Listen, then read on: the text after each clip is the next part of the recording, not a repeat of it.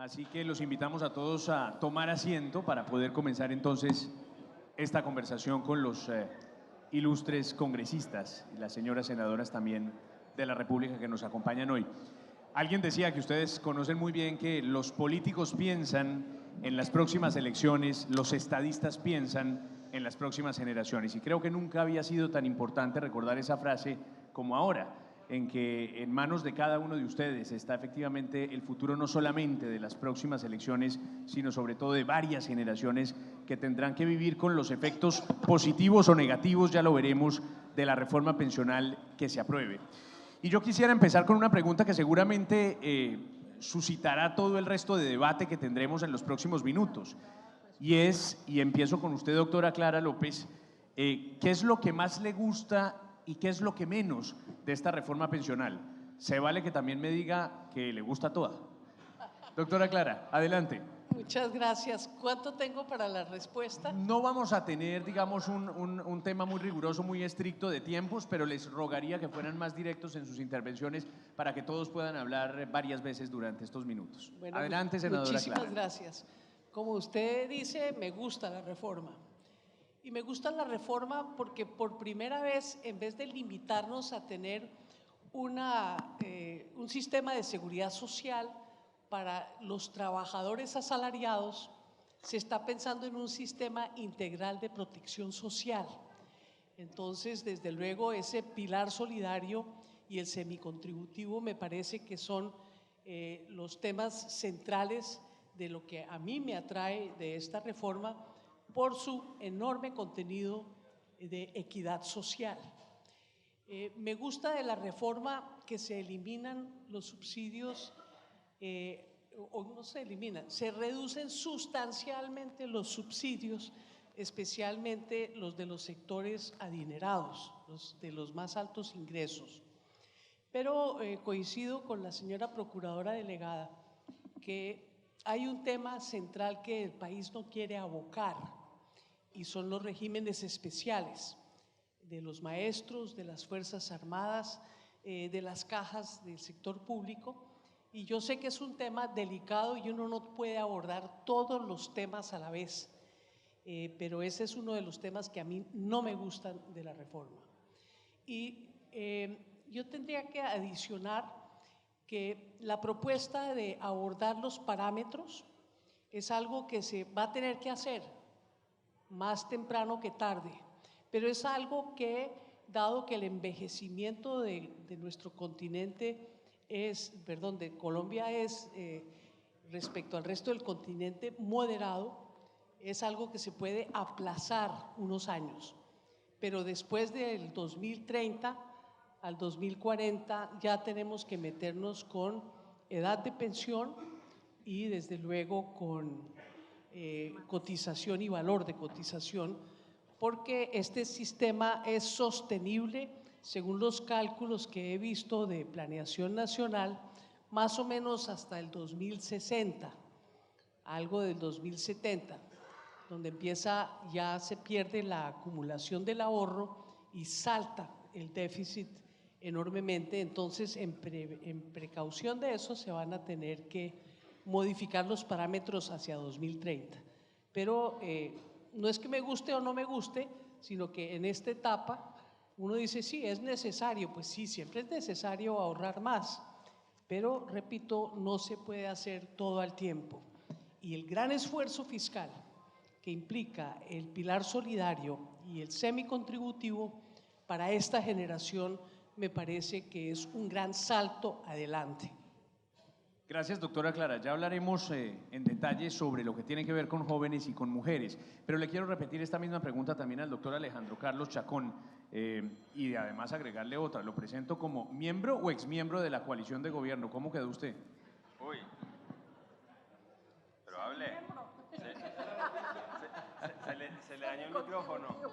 Me quitó el micrófono el doctor Petro. La pregunta puntual. ¿Qué no me gusta de la reforma? Pensé que la primera pregunta que le hice, la de si miembro o exmiembro de la coalición.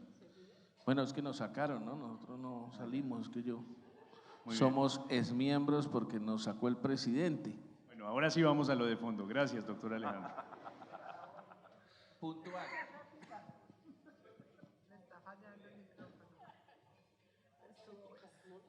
Me gusta, por supuesto, el apoyo que hace años ya debiera haber dado el Estado en el tema de acompañar al adulto mayor, en ayudar en ese principio solidario de ayudar a aquellas personas que no tienen hoy un método de subsistencia.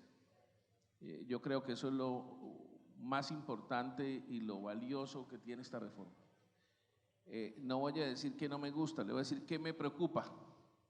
Me preocupa la capacidad administrativa que pueda tener Colpensiones al cambiar de recibir de 6 millones de afiliados, pasar a 24 millones de afiliados. Yo creo que eso es necesario discutirlo porque preocupa la capacidad que pueda tener para sostener y solventar, por supuesto, lo que hoy tenemos, pues tiene que agrandarse.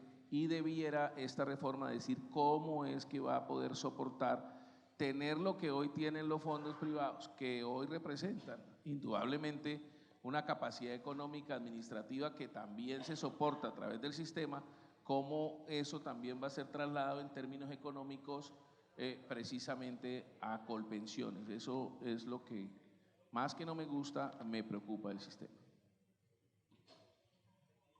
Senadora Norma, la misma pregunta, ¿qué le gusta y qué le preocupa, como dice el doctor Alejandro Carlos, de esta reforma? Partido de la U, además también damnificado por toda esta turbulencia, ¿no? Expulsado. Dejémoslo allí. Bueno, no, lo que nos gusta lo hemos expresado todos los técnicos, lo han expresado cada uno de los académicos que ha pasado por aquí. El pilar solidario, definitivamente una expectativa de 3 millones de colombianos que hoy no tienen nada. Y a su vez voy a decir qué me preocupa de esa posibilidad. Me preocupa la caracterización y quiénes hoy se están beneficiando de Colombia Mayor. Nos llegan muchas informaciones, lo dije ahorita en la apertura, y al parecer tenemos que seguir depurando y decantando ese programa. Tenemos que seguir buscando que efectivamente este subsidio llegue a los más necesitados y que no se nos hayan colado, infiltrado personas que definitivamente tienen otra posibilidad de ingreso y que estemos dejando de lado a los que más lo necesitan. ¿Qué me gusta? Me gusta muchísimo el pilar semicontributivo, la posibilidad de darle, de retribuirle a ese trabajador que no logró la meta. Es como cuando el deportista hace todo el esfuerzo, pero pues le tocó medalla o le tocó bronce, pero le aportó a un sistema y hoy ese sistema lo esté teniendo en cuenta. Eso me gusta muchísimo y voy a hacer un esfuerzo grande para conciliar con todos los compañeros en la Comisión Séptima para que se enamoren igualmente de ese nuevo pilar y de esa nueva posibilidad para los colombianos. ¿Vamos a decir de una vez lo que no nos gusta? No. Sí, por favor, déjenos una puntadita y vamos alimentando el debate con eso. Bueno, más que no nos guste es que nos preocupa la financiación. La financiación debe tener un análisis muy técnico, que esperamos contar con ese apoyo transversal de muchas entidades en el Congreso de la República. Lo hemos hablado entre el equipo de compañeros, lo han solicitado las UTL y vamos a revisar los documentos porque ya la ministra nos presentó un análisis construido con la Universidad Nacional de todo lo que es el cálculo actuarial y bueno, estaremos en la evaluación de ese cálculo actuarial. Interesante. Senador Motoa, ¿y usted en qué anda? ¿Su partido cómo está viendo la reforma pensional? ¿Qué le gusta y qué definitivamente no? 1, 2. Bueno, primero, estratégicamente ubicado en el centro derecha de este panel. Lo segundo, yo sí voy a tratar de ser muy concreto con los temas que me gustan de esta propuesta de reforma pensional y lo que no me gusta. No es que no me preocupa, que no me guste y que me parece aterrador. Primer tema, me gusta. que durante varios años en Colombia, doctor Santiago Montenegro, se ha venido hablando de la necesidad de una reforma pensional en el país. Y hoy tenemos discusiones, debates, este panel, este congreso, donde podemos presentar posiciones alternativas y observaciones de cómo corregir el sistema pensional en Colombia, siéndolo más sostenible y haciéndolo con mayor cobertura y acceso. Me gusta que no se modifica la edad de pensión, no se aumenta. Me gusta que tampoco se aumenta el número de semanas trabajadas para tener esa condición de pensionado en el país. Me gusta que se eliminan en el mediano y largo plazo los subsidios a las grandes pensiones de colombianos, que genera inequidad y que también genera un riesgo en el sistema pensional. ¿Qué no me gusta? Puntualmente, que es una reforma cortoplacista. Se soluciona el déficit de Colpensiones, pero en el mediano y largo plazo van a acrecentar ese riesgo de sostenibilidad financiera del sistema pensional. Tampoco me gusta que esta reforma no corrige un problema estructural de las pensiones, que es la informalidad laboral. Es que reforma laboral y reforma pensional deben ir de la mano. Y uno se sorprende cuando la ministra, doctor Forero, del Trabajo, menciona en diferentes foros que esa reforma laboral no va a generar empleo. Necesitamos formalización laboral. Necesitamos que esos colombianos, 58% que están en la informalidad, ingresen a cotizar al sistema.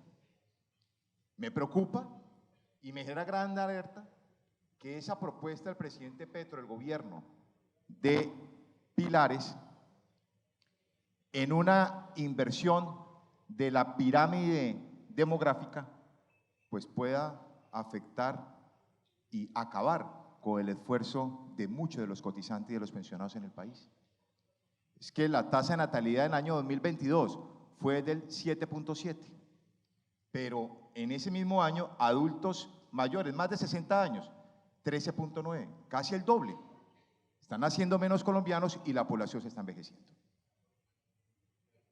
Son temas que tienen que ir de la mano. Creación de empleo, disminución de la informalidad en el país y también corregir, tratar de advertir que esos sistemas de solidaridad, de reparto en el mundo están teniendo serios problemas. Lo estamos viendo en Francia, lo estamos viendo en España. Se debe promover el ahorro individual. Y la última tema variable que no me gusta esta reforma, que elimina la posibilidad de elegir al cotizante en el tema pensional, que es la constante de este gobierno. En varias reformas tratan de limitar esa libertad que hoy tienen los ciudadanos. Lo estamos viendo con la reforma de la salud, hoy lo estamos viendo con la reforma pensional y así en todas las propuestas que el gobierno presenta al Congreso de la República. Muchas gracias. Cierro esta ronda de respuestas frente a la primera pregunta con el representante también de oposición, Andrés Forero, quien además me dicen que está de cumpleaños. Doctor Forero, feliz cumpleaños para usted.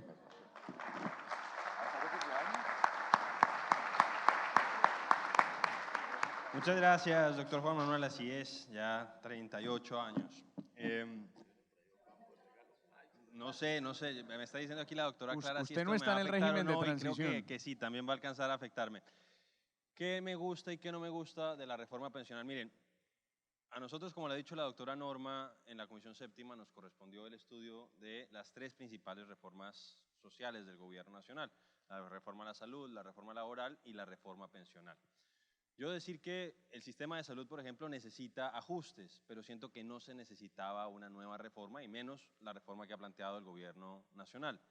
En el caso del sistema pensional, yo creo que sí hay un amplio consenso en que sí se necesita una reforma. Entonces, eso sería algo positivo. Ahí estoy de acuerdo con que, y aquí me distancio un poco de lo que decía la doctora Clara, hoy por hoy el sistema realmente es inviable en términos financieros. Lo decía ahorita el doctor Montenegro, cerca de 20 billones anuales se necesitan para tapar el hueco que existe en Colpensiones, que además se hace cargo de un porcentaje relativamente pequeño de las personas que están pensionadas. Lo decía el doctor Santamaría, realmente es impresentable que tengamos un sistema pensional que está en este momento requiriendo cerca de 3 puntos del Producto Interno Bruto para garantizar la pensión de un 25% de las personas en edad de pensión y adicionalmente que esas personas mayoritariamente sean personas que están siendo subsidiadas indebidamente, a mi juicio, por el Estado. Entonces, ¿qué me gusta? Que plantee la discusión. Lo que pasa es que siento yo que en lugar de estar resolviendo, y creo que en el panel anterior hubo un consenso alrededor de eso, en lugar de estar resolviendo el problema del pasivo pensional, pareciera que se está incrementando y obviamente eso es preocupante. Adicionalmente, me parece interesante que se acaben con los subsidios de las megapensiones. También me parece interesante el tema de ver de qué manera logramos como sociedad buscar la forma de dignificar la vejez de todas aquellas personas que no pudieron llegar a las semanas de cotización sí, a las semanas de cotización básicamente y que no se pueden pensionar. Lo que pasa, y aquí yo también estoy de acuerdo con lo que decía el doctor Montenegro, creo que hay que buscar recursos alternativos del presupuesto general de la nación. No podemos poner en riesgo los aportes, los ahorros pensionales de los colombianos por cuenta de esa política. Entonces, en ese sentido, eso es lo que a mí me parece interesante. ¿Qué me preocupa? Me preocupa significativamente, lo he dicho desde que el presidente y la ministra empezaron a plantear las bases de lo que hoy es el texto que se va a discutir, es por ejemplo lo que va a pasar con esos cerca de 5.900.000 colombianos que hoy están aportando a los fondos de pensión privados y ganan entre 1 y 2 salarios mínimos. Aquí, doctor Motoa, yo me permito disentir de lo que usted decía. Para esas personas sí está aumentando la cantidad de semanas cotizadas requeridas para poderse pensionar. Hoy en el régimen privado, en los fondos de pensión, gracias al Fondo de Garantía de Pensión Mínima, pueden pensionarse con 1.150 semanas. Y para esas personas de 1 y 2 salarios mínimos, el gobierno ahora está planteando que se tengan que ir a Colpensiones con un requisito mínimo de pensión de semanas cotizadas de 1.300. Es decir, en la práctica les están aumentando 3 años más para que puedan pensionarse. Y como lo hemos visto acá y lo que ya se ha dicho permanentemente es, para esas personas, 3 años más puede significar la diferencia entre pensionarse y no pensionarse. Eso, por ejemplo, me parece bastante preocupante y son muchas personas. De hecho, se está afectando a aquellas personas que tienen un menor nivel de ingreso y hoy hacen parte del sistema de cotizaciones que están aportando. Lo otro que me parece muy preocupante es todas aquellas personas que cotizan y no logran llegar a las semanas. Lo veíamos con las devoluciones que hace Colpensiones y las devoluciones que hoy están haciendo los fondos de pensión privados. En el año 2021, básicamente Colpensiones alcanzó a devolver a las personas que no llegaban en promedio cerca de 36 millones de pesos, mientras que Colpensiones les devolvía 7 millones de pesos. Eso creo que no veo yo que lo estén teniendo en cuenta el gobierno y siento yo que van a terminar perjudicados. Ya ahorita vamos a hablar del tema de las mujeres e insistir en lo que dijo el doctor Montenegro. Para ellas se les está pasando esa edad de 57 a 65 cuando no alcanzan las semanas y no alcanzan a pensionarse. Y por último, un tema que me preocupa, y un poco por lo que ha dicho el presidente, ya no como presidente, sino lo que decía en campaña y lo que ha dicho el señor presidente Colpensiones, el doctor Dusan, es a veces la discrecionalidad que uno siente que podrían tener ciertos funcionarios públicos. Vimos que el doctor Dusan incluso planteó la construcción afortunadamente ya no lo van a hacer, pero el tren supuestamente de Buenaventura a Barranquilla con los recursos pensionales de con los ahorros pensionales de los colombianos. Entonces, ese tema de la discrecionalidad, de que eventualmente llegue un gobernante que pueda disponer libremente de eso, como ha sucedido en otros países, obviamente a mí me parece muy preocupante y coincido con lo que decía el doctor Motoa. Acabar con la libertad de elección yo creo que siempre implica un retroceso. Gracias. Representante, gracias. Ahí diría uno 3 sectores que están directamente afectados por lo que pase o vaya a pasar en el Congreso de la República. Evidentemente el grupo de los adultos mayores que no alcanzaron a pensionarse y que podrían beneficiarse de alguna manera de la solidaridad de la que habla además nuestra Constitución Política extendida con las modificaciones que se hagan. Están las mujeres y están también los jóvenes. En el caso de las mujeres, y comienzo con la senadora Norma, ¿esta reforma pensional presentada implica mejoras o al contrario, como dice el doctor Andrés, de pronto hay signos de alerta para las mujeres que quieran pensionarse de ahora en adelante? ¿Cómo lo ve usted? Como lo presenta el gobierno, significaría mejoras, pero cuando entramos a hacer los análisis de la situación que hoy viven las mujeres en Colombia, creo que persiste una desigualdad con ellas. Lo dije en la presentación, fui muy clara, El tema de mujer, el tema de equidad para ella en el sistema pensional, especialmente para la mujer rural, debe ser analizado. Los puntos porcentuales están allí ya marcados y nosotros debemos garantizar que en esta reforma la equidad hacia la mujer tenga una especial revisión, más sumado a que la Comisión Séptima está conformada por varias mujeres. Imagínese. Yo creo que debe ser un compromiso, aquí algunas de ellas presentes, yo creo que debe ser un compromiso. Dos componentes en los que nosotros tenemos especial mirada, el componente de mujer y el componente de juventud, porque lo dijeron a lo largo de las entrevistas esta mañana, hubiésemos querido una mayor armonización entre la reforma laboral y la reforma pensional, porque si la reforma laboral nos diera la tranquilidad de generación de empleo, nos diera la tranquilidad de más oportunidades, no solamente para los jóvenes, sino para todos los colombianos, hoy tendríamos quien contribuya más a esa base pensional que se necesita en el país para dar estabilidad. Vendrán muchas discusiones y ahí las vamos a dar. Muy bien. Doctora Clara, ¿y usted cómo ve el panorama de las mujeres en esta reforma pensional? Bueno, a mí sí me parece que las 150 semanas adicionales, si la mujer tiene 3 hijos, es definitivamente algo muy favorable. Podría pensarse, pero habría que hacer los cálculos, que las mujeres también pudieran pensionarse a una menor edad y seguir cotizando para poder completar, porque sí hay un problema de densidad de cotización de las mujeres en función de las labores de cuidado que no tienen los hombres. Y esa desigualdad estructural se morigera, pero obviamente no se elimina. Pero claro que ya que traen a colación la reforma laboral, hay que traer a colación también el Ministerio de la Igualdad, porque la política del Ministerio de Igualdad, según la hemos visto reflejada en parte en el plan de desarrollo y de lo que se desprende del programa de gobierno, es empezar a tener consideración por la economía del cuidado de una manera mucho más amplia que en el factor pensional, con la libre decisión de la mujer o de dedicarse al hogar o de salir a la fuerza laboral en igualdad de condiciones, o sea que haya infraestructura para el cuidado de los niños, de los enfermos y de los adultos mayores y demás. Y en lo que tiene que ver con los jóvenes, a mí sí me preocupa muchísimo que se habla de reducir la informalidad siempre. A mí la primera pregunta que me hicieron cuando me designó el presidente Santos como ministra de Trabajo y es, ¿qué políticas tienen para reducir la informalidad? Y la política para reducir la informalidad son dos. Una, flexibilizar y precarizar el trabajo. Y dos, reducir el nivel general de salarios, que son la misma cosa, porque precarización es reducción de garantías laborales, flexibilización es despidos sin indemnizaciones, contratos de trabajo sin duración indefinida y demás. Entonces sí estamos en un callejón sin salida, porque para el régimen pensional necesitamos empleo remunerado para que la gente pueda cotizar. Pero la reforma laboral que piden los mismos sectores es reduzcamos el nivel de garantías y de salarios, o sea, el costo laboral para que podamos generar empleo.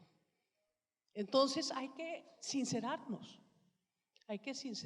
porque sin lugar a dudas estamos ante un poco de falta de claridad en un país con tanta desigualdad.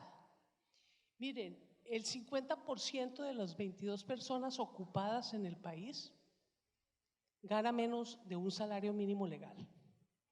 Y la definición del DANE en la encuesta de hogares, ¿para qué es estar ocupado? Voy a traer la otra pregunta a la que hizo el doctor Montenegro más temprano esta mañana sobre si cotizaba o no. En esa encuesta de hogares, estar ocupado es ¿usted trabajó 2 horas remuneradas en los últimos 15 días? Carambas, 2 horas remuneradas no es ni siquiera el nivel de pobreza, ¿cómo se llama? La línea de pobreza extrema, que está en 223.000 pesos al mes. Entonces, yo creo que miremos bien esas cifras y miremos bien quién gana entre 1 y 2 salarios mínimos y entre 2 y 3. Y vamos a descubrir que el grueso de la población, el 80% de la población gana menos de 3 salarios mínimos. Y esas pensiones son las que subsidiará el Estado o el fondo, ya no se llamará de solidaridad, sino de ahorro, con el aumento de la cotización de 1 a 2 y de 2 a 3, según el nivel salarial que el doctor Montenegro calificaba de impuesto esta mañana. ¿Y cuánto es ese subsidio? El 65% en promedio, hasta 2,6 salarios mínimos legales. Esas son las cifras puras y duras. Entonces, ¿reforma laboral para seguir bajando los salarios en un país de pobres? Yo creo que tenemos que meditar muy a fondo. Y yo le quiero decir que yo también respaldo la reforma laboral. Me gustaría saber si alguno de los 3 caballeros de este panel tiene alguna apreciación sobre el factor de las mujeres en la reforma pensional. Quien quiera intervenir, doctor Andrés.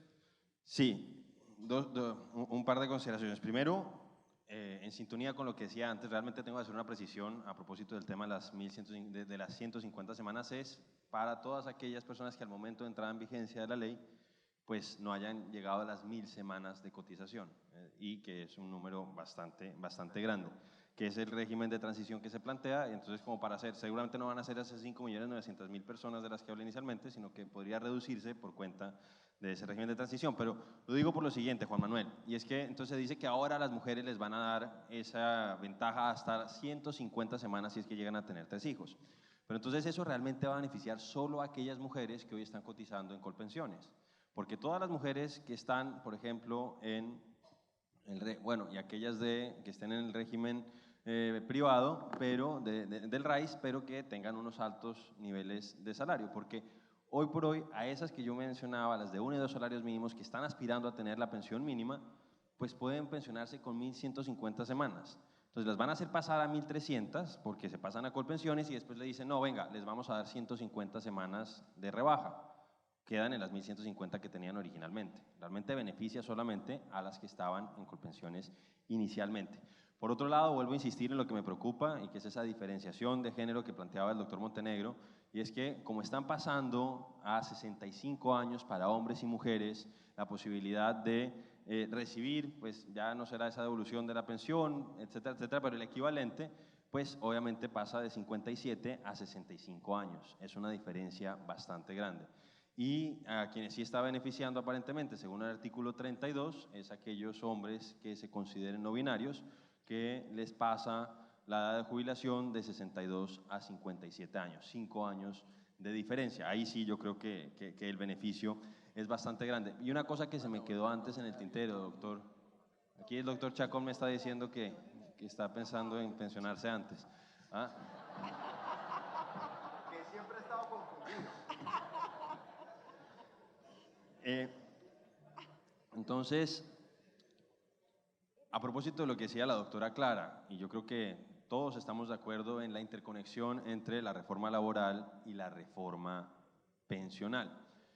Y siento que en el caso de la reforma laboral, la ministra en cierta forma no logró salirse de la lógica sindical. Yo respeto obviamente su trayectoria sindical, pero lo que vemos es que ella está pensando exclusivamente, prácticamente, en las personas que hoy tienen un trabajo formal. No se está haciendo cargo de ese 58% de colombianos que hoy están en la informalidad. Y precisamente a cuenta de eso, siento yo que en lugar, como decía el doctor Mejía en el panel que nos precedió, en lugar de tender a resolver uno de los factores más importantes de la situación crítica del sistema de pensiones en Colombia, que es precisamente la informalidad, en lugar de resolverlo, esa reforma laboral lo que va a tender es a acrecentarlo. Brevemente, senador Motoa, doctor Alejandro Carlos, y también tengo más adelante una pregunta sobre el tema de ahorros, porque mucho se habló de los ahorros y de si peligraban o no en tiempos de campaña con una eventual reforma pensional y quiero ver ustedes cómo lo están viendo. Senador Motoa. Lo primero, decir que en el tema laboral, la flexibilización de la legislación no tiene relación directa con precarización del trabajo. Y ahí dejo ese primer punto. En el tema de mujeres, en esta propuesta de reforma pensional, hemos hablado durante el día de ayer y hoy que esta propuesta del gobierno se basa en pilares: el contributivo, el semicontributivo y el solidario.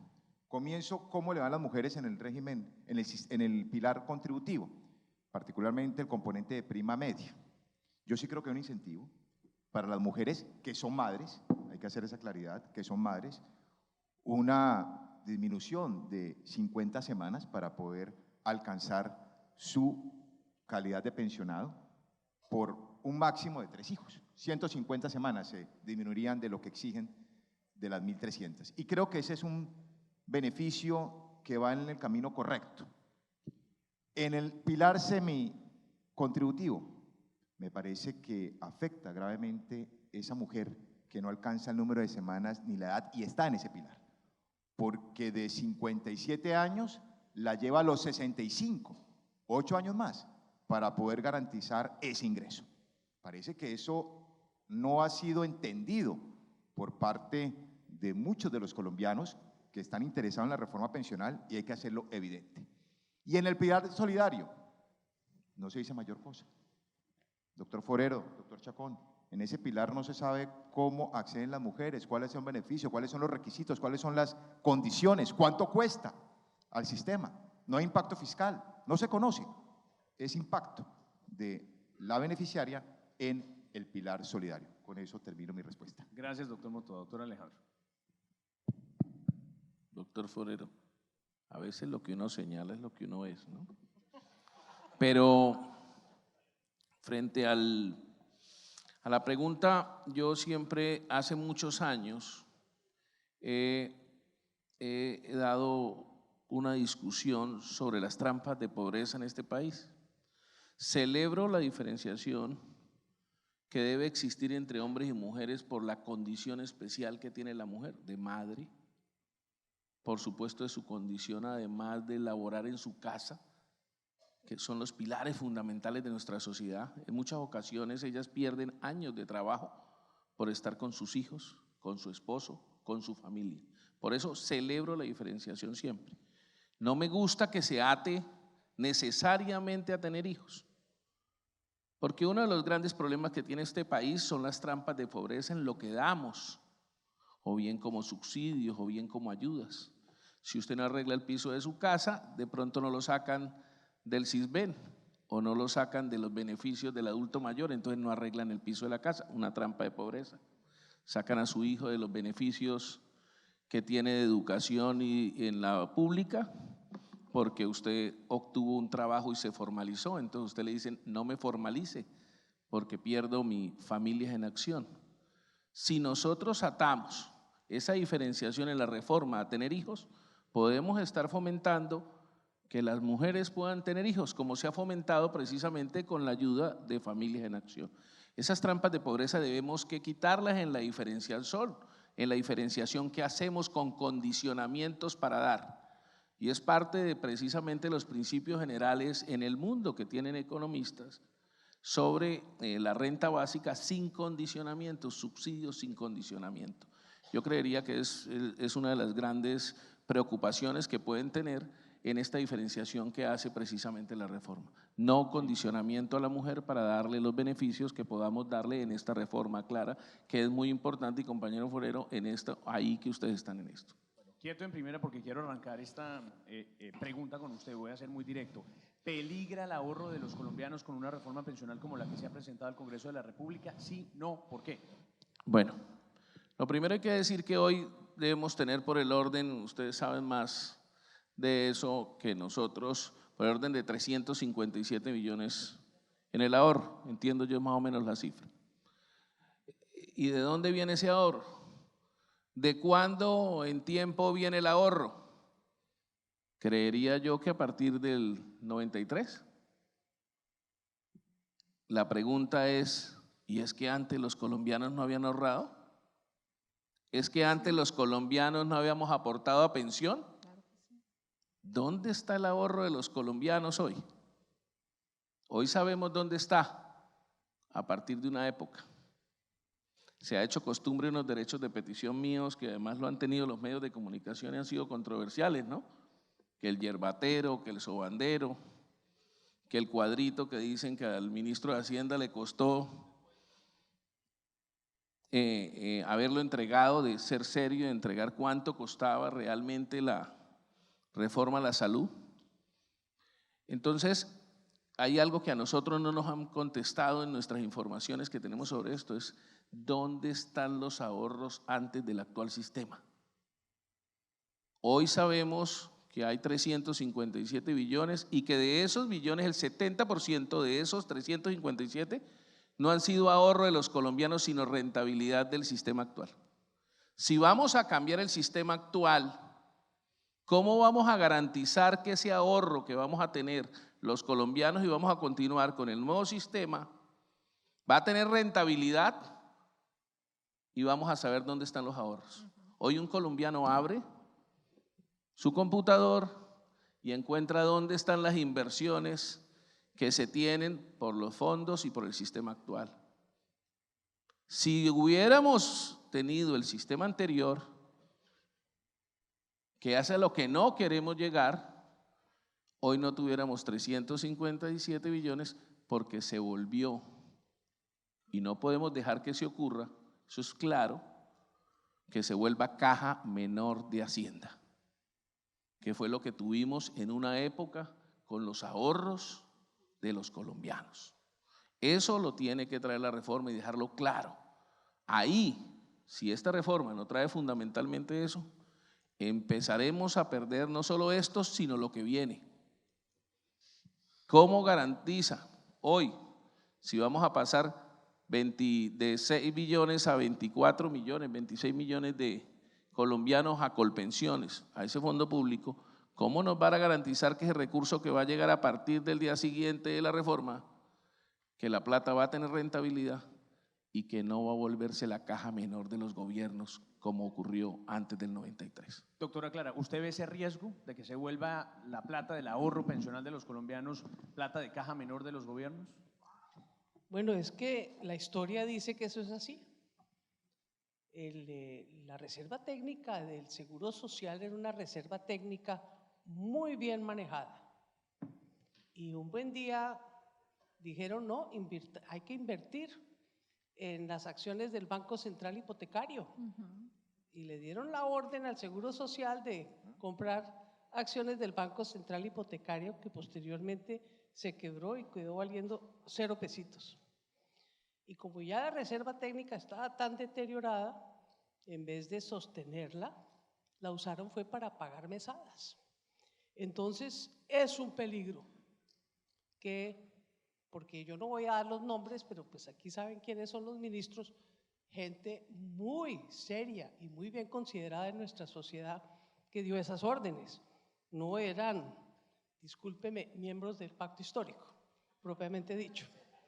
Entonces, yo sí creo que hay que poner un seguro en la ley, y la intervención muy juiciosa del senador Chacón me da una idea. Es que el sistema sueco, por ejemplo, tiene la doble característica de ser un fondo único, pero en el cual cada afiliado tiene no una cuenta individual, sino una entrada contable individual que le informan mensualmente como hacen las RAEs, sin dejar de ser un fondo colectivo o único. Yo creo que esa es una buena combinación que se le podría introducir para precavernos frente a las tentaciones, repito, no de los ministros del pacto histórico, sino de los muy serios ministros neoliberales que nos han gobernado. Pero muy interesante que haya coincidencia entre ustedes en que sí existe un riesgo, y lo ha existido siempre, y lo dice la doctora Clara. Senadora Norma, ¿cómo lo ve usted? Bueno, sí, recojo las experiencias del pasado. Definitivamente los años 90 nos dejaron una enseñanza. Ya lo dijo claramente Alejandro Carlos Chacón y la doctora López. Son experiencias que no se pueden volver a repetir en el país, porque una de las claves importantes que debemos transmitirle a través de ese articulado a los cotizantes colombianos es que sus ingresos van a estar protegidos. Creo que eso es algo que esperamos todos, pero los ingresos están protegidos cuando está clara la gobernanza de ese fondo, cuando nos queda la claridad de cuántos, al interior de ese fondo, cuántos consejos, cuántos comités van a estar, porque tenemos muchos modelos, ya se refería la doctora Clara al modelo sueco, pero también cuando nosotros las modelaciones financieras que vaya a tener ese fondo nos dan garantías en el mediano y en el largo plazo. ¿Qué es lo que esperamos que suceda? Y qué es lo que esperamos que ese artículo le brinde la tranquilidad a los colombianos. Varias personas que están conectadas porque este foro lo están viendo, además de los asistentes presenciales, miles de personas a través de noticiasrcn.com. Me dicen, trasládele la pregunta al senador Motó, al senador Forero, que todavía no han hablado sobre este tema de si hay confianza en Colpensiones, porque Colpensiones va a entrar a jugar un papel muy importante. Y más allá de quién sea su director actual o los que vengan, ¿está preparada Colpensiones para asumir las nuevas funciones que se le asignarían si pasa esta reforma pensional? Doctor Motoa. Bueno, la pregunta anterior y unida con la que hace Juan en este momento, recuerdo ayer la defensa del actual ministro recién nombrado de Salud del Seguro Social. Y hoy una senadora del gobierno también nos remite al Seguro Social. Yo creo que esa es la gran apuesta de este gobierno, retrocedernos, llevarnos a ese concepto, a esa institución, Seguro Social en el tema de salud y en el tema de pensiones.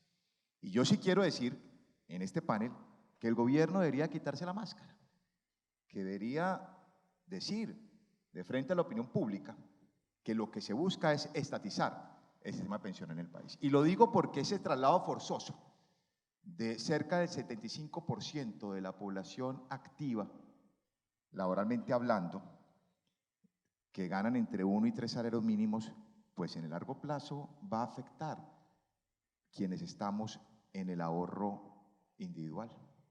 Lo va a asfixiar. No va a tener cotizantes.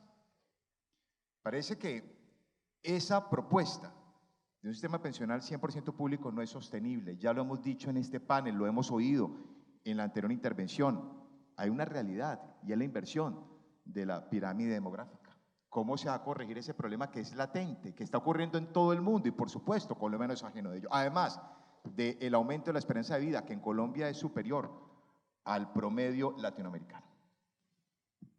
Doctor Forero. A propósito, pues bueno, esa fue una de las preocupaciones que planteé al principio. De hecho, se une con algo que no dije en ese momento, pero que también se ha dicho en los paneles y en la presentación del doctor Montenegro, y es pues la afectación al ahorro nacional. Entonces, durante la campaña mucho se hablaba de que el presidente un poco decía que esto iba a ser distinto a lo que pasó en Argentina. Hemos visto lo que en Argentina efectivamente echaron mano directamente al stock y a los flujos de las pensiones argentinas, y hemos visto la situación en la que hoy están. Entonces aquí decían, no vamos a echarle mano, por decirlo así, a los ahorros que ya se han constituido, es decir, al stock, sino solamente a los flujos, a las nuevas cotizaciones, a los nuevos aportes. Entonces, ahí me parece que el profesor Wasserman hizo una analogía o lo planteó como en términos bastante visuales, porque decía que, bueno, un lago, pues básicamente lo que estaban haciendo en este caso es que estaban redirigiendo los afluentes y que eventualmente se terminaría secando pues ese stock, o en este caso pues esos ahorros que se han constituido a lo largo del tiempo, que como lo decía el doctor Chacón, son cerca de 366 billones de pesos a la fecha.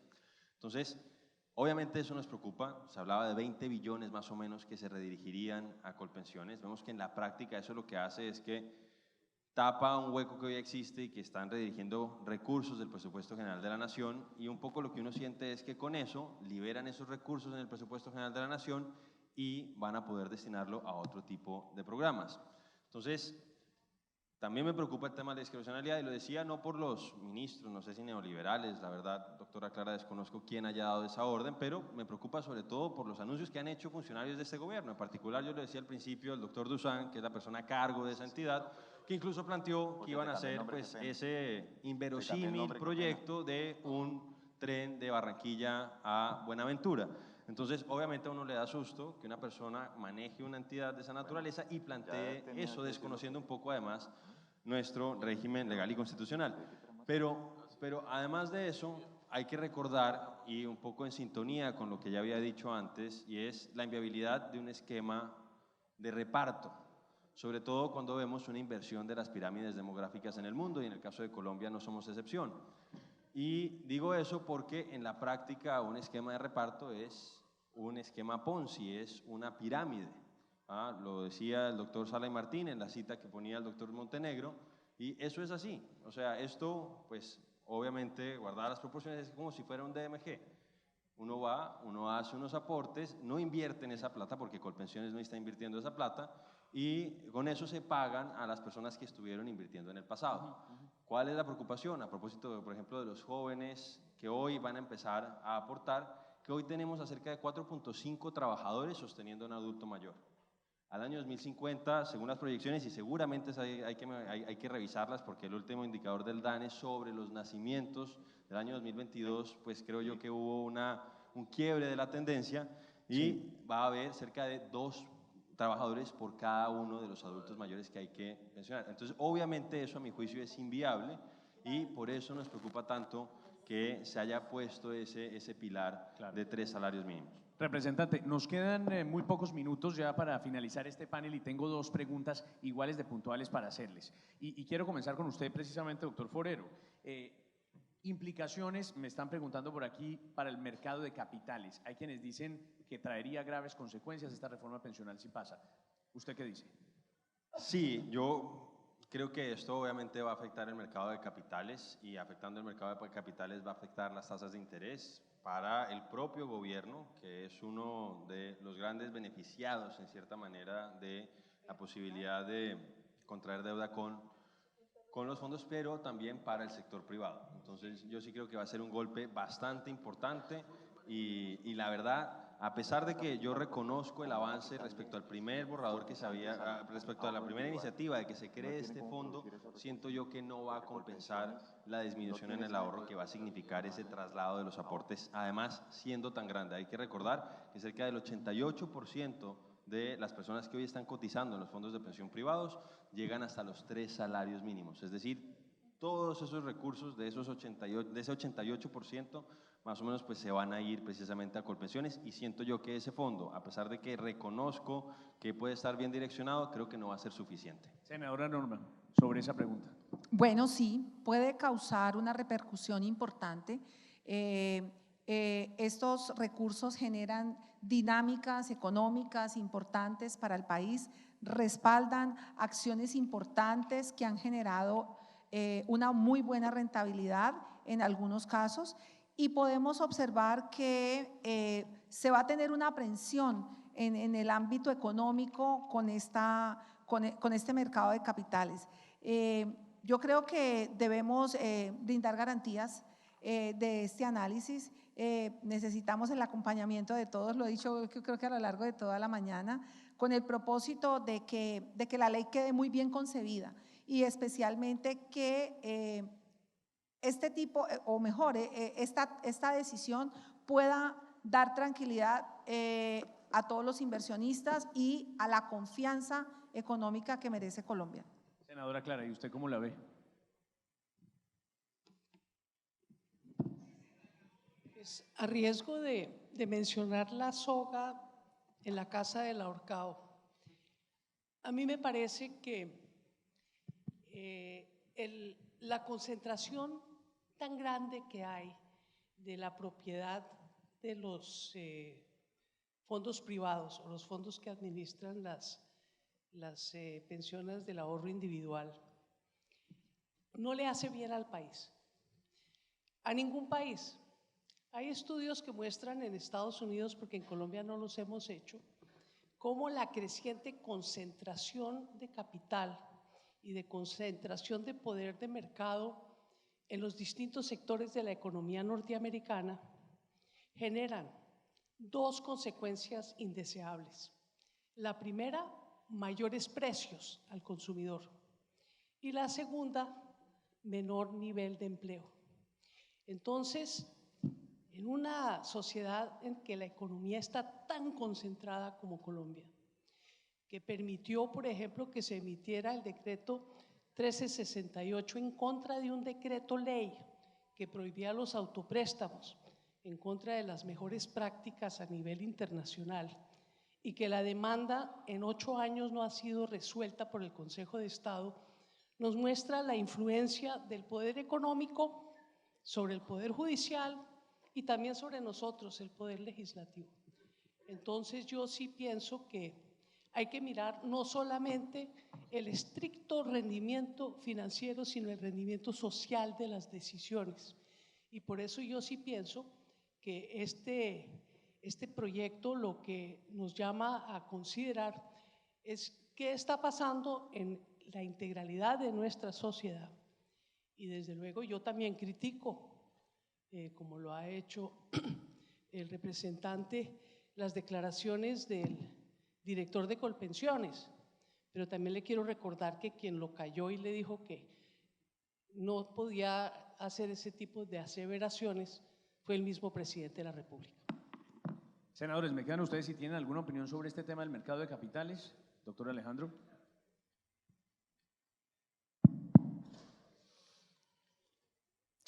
¿Cómo han canalizado los recursos? Y yo creo que en una pregunta anterior lo di, los fondos, pues en 70% de utilidades de lo que hemos ahorrado los colombianos.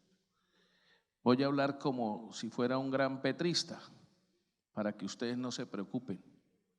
No se preocupen, el gran inversor ahora será Jaime Duzán. Muchas gracias. Doctor Motoa. Bueno, primero, recordar cómo estamos en la actualidad. 25 millones de cotizantes, de los cuales cerca del 70%, si no estoy equivocado, están en el régimen de ahorro individual. Y esos recursos se dinamizan, se invierten, activan la economía. Lo hemos visto en infraestructura vial, en infraestructura energética, en compra de test. El monopolio de esos recursos del sistema público Colpensiones no va a tener esas dinámicas económicas y por supuesto eso va a impactar el mercado de capitales. Y aquí genera una preocupación que ya lo hemos advertido, y es que no se convierta esa administración de los recursos de Colpensiones, que el gobierno lo entienda como gasto público, porque se va a afectar realmente, hay que decirlo con claridad, el desarrollo del país que hoy se ha generado gracias a esas inversiones que han venido generando en el año 2023, si estoy equivocado, cerca de 14 billones de pesos. Gracias. Senadoras, congresistas, quisiera terminar con una pregunta y les iba a pedir que sacaran la bola de cristal, pero es que creo que con la experiencia política de cada uno es suficiente. ¿La reforma pensional pasa como está? ¿Pasa con modificaciones? ¿No pasa? A ver si se comprometen con una respuesta. ¿Qué dice usted, doctora Norma? Pues yo creo que inicialmente la pregunta va para mí. Nos correspondió en el Senado asumir esta responsabilidad con el país y con los colombianos. Contarles que ninguna reforma ni ninguna ley sale como llega al Congreso. Y veo que estamos mostrando una dinámica de estudio, de análisis, pero especialmente de apertura. Lo ha hecho la misma reforma a la salud, que ha tenido no sé cuántas proposiciones, si alguno de los representantes lo recuerda, pero se ha tenido la capacidad de analizarlo desde la Comisión Séptima. Yo creo que tenemos que estudiar, tenemos que avanzar y tenemos que pedir el aporte de todos ustedes, todos los que están aquí, para que sea la mejor reforma para los colombianos. A ver, doctora Clarita, ¿pasa como está? ¿Pasa con modificaciones o no pasa? No, yo coincido con la doctora Norma. En el Congreso todo sufre modificaciones. Quiero recordarles la reforma tributaria. Eso fueron larguísimas discusiones, muchas proposiciones, y me parece que salió en el contexto nacional una muy buena reforma tributaria. Estamos terminando la discusión del plan de desarrollo. Entró con 350 artículos, la ponencia para segundo debate va con como 390. Analizamos 4.000 proposiciones, hicimos una serie de audiencias públicas a lo largo y ancho del país, así es que eso no se modifica solo con la inteligencia de los congresistas, sino con la participación de delegados de la sociedad que participan en las audiencias públicas. Así es que yo sí creo que va a pasar, y va a pasar como toda reforma en el Congreso, espero que mejorada para el contexto actual y la coyuntura del país. Doctor Forero, ¿y usted qué piensa? Pues yo pienso que de las 3 reformas que presentó el gobierno en las comisiones séptimas del Congreso, esta es la que tiene más probabilidades de pasar. Lo que sí espero es que vaya a ser modificada sustancialmente. Creo que aquí hay pues un acuerdo en general en lo que han planteado los expositores, en que 3 salarios mínimos como ese umbral para hacer el redireccionamiento hacia Colpensiones es excesivo y que ojalá eso bajara a 1 o máximo 1.5 salarios mínimos. Adicionalmente, y aquí pues también estamos de acuerdo con la doctora Clara, es importantísimo ver la posibilidad de blindar esos recursos y evitar que pues vayan a ser destinados, insisto, a pues planes quiméricos como la construcción de ese tren. Yo me distancio un poco de lo que decía la doctora Clara. Yo la verdad en este tema de pensiones, en el tema de salud, por ejemplo, que básicamente es la misma lógica que tiene el gobierno y es una lógica estatizante, yo sí prefiero un monopolio, un oligopolio, por decirlo así, privado, que esté debidamente regulado por el Estado, a un monopolio estatal, como se ha tenido en el pasado, en el caso de la salud, por ejemplo, o en el caso de las pensiones. Entonces, yo en ese sentido es más partidario de garantizar a veces libertad de elección, a pesar de que sea una libertad un poco restringida, pero así, a mí sí me asusta mucho ese monopolio, ahí sí, un monopolio de carácter estatal. Y lo último, y es lo siguiente, doctor Juan Manuel, que lo dijo el doctor Chacón y vuelvo yo a insistir en eso, es la falta de capacidad técnica y administrativa de Colpensiones para reemplazar las funciones que hoy están cumpliendo, por ejemplo, los fondos de pensión privados, como ocurre en el caso de la reforma a la salud con la ADRES y las EPS, que realmente no tienen esa capacidad y obviamente uno sabe que tristemente se terminan politizando algunas de esas entidades. ¿Qué dice el senador del cambio radical, quiero decir? Yo creo que lo sensato, lo prudente es esperar los debates, las modificaciones y cómo sale la reforma laboral, para poder incluir lo que aquí se ha dicho, un problema estructural en el tema de pensiones, que es la informalidad laboral, tratar de corregirlo. Incluir a los jóvenes, que es una gran preocupación, este panel no lo mencionamos, pero preocupa la informalidad de los jóvenes activos laboralmente, y de eso depende el futuro de la reforma pensional. Me parece que no se pueden trabajar, no se pueden debatir de manera separada, hay que armonizarlas. Y con lo que ha mencionado la senadora Clara, pues me preocupa. Ella dice que la reforma tributaria fue un éxito. Tenemos comerciantes en crisis, quebrando, tenemos un sector de turismo afectado, tenemos una muy mala ejemplo de lo que ha sido la reforma tributaria. Si ese es el augurio para la reforma pensional, pues nos vamos bendiciendo de lo que pueda ocurrir en el futuro. ¿Alguna otra respuesta con vainazo incluido, doctor Alejandro Carlos? Acuérdese que yo soy el moderado aquí del grupo.